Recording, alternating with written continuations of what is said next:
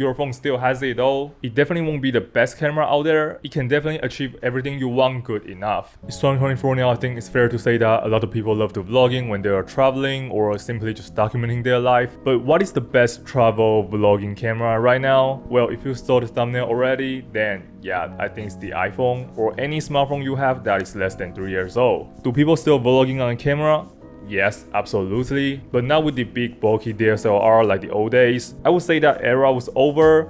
Unless you are pursuing the highest quality possible, you can get a DJI Osmo Pocket or a GoPro, or if you really want to stretch it, you can get some compact camera like the Sony ZV-E10, but that doesn't mean you should instantly get a camera to vlog your trip to Japan, because you might just want to use your iPhone instead. The whole reason why this topic exists was actually my trip to Japan. Yes, I brought my camera, the one I'm shooting right now, the Panasonic G7, and the big ass 16mm f1.4 from Sigma. Totally wrong decision. I took like 10 crappy photos for the first 3 days, and I decided to put it in my camera bag and never touch it again for the rest of the trip, and shooting only with my iPhone instead. I was sweating all day. The weather is hot, and my neck and shoulder was hurting all day because of the weight from the camera and my bag. I just want to be compact, I want to be comfortable, and I want to be able to quickly snapping photo and just keep going. And it's Japan, so I want to be able to turn on my stealth mode sometimes, because you know, it's Japan. Something like a Leica or an iPhone is a great example of what I'm saying. You can argue that I'm not into photography that much,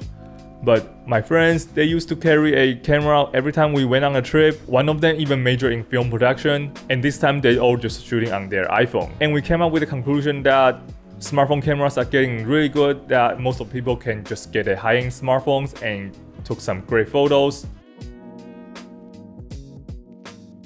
Also, you don't have to worry about not charging your batteries or losing your chargers in your hotel, because I lose mine in Japan.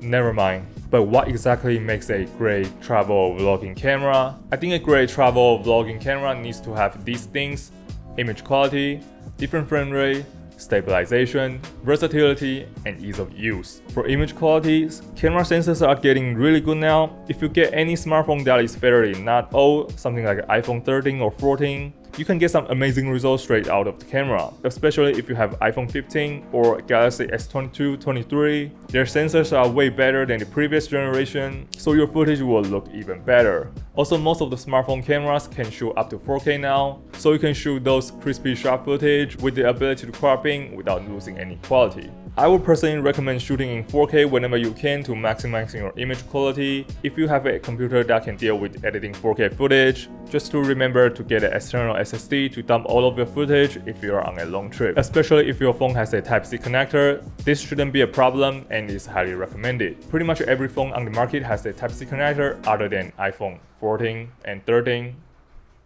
And remember to shoot your 60, 120 FPS slow motion shot in 1080p. If you can shoot 4K 60 on your phone, I would say definitely give it a shot and see how it works. And as you can see on the screen, this footage are straight from the iPhone 13 camera, and I think it looks pretty decent from a smartphone's perspective, especially consider that most of us watching videos from our smartphones, so some tiny little imperfections can be ignored right here.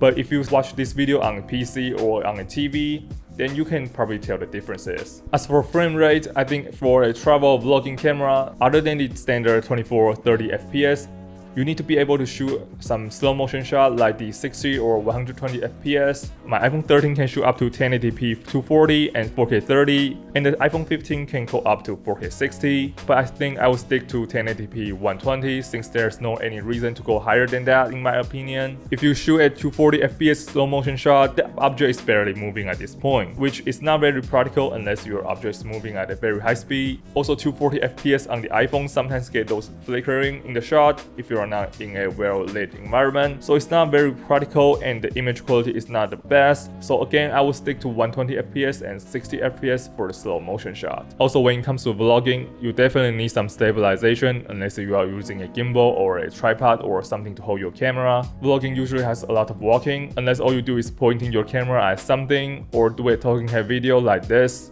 or do a time lapse. You need stabilization feature that comes with the camera, because you definitely don't want to have a shaky footage that looks like you have low blood sugar. Even though most of the editing software has some word stabilizer built in, but the results are not always that reliable, and it usually crops in your footage and creates some trigger effects. So the built-in camera stabilization is a key feature here. And as you can see, the built-in stabilization on the iPhone is pretty solid. I can shoot a handheld biking shot, first person, and walking shot no problem. And I'm very happy with the result that came out.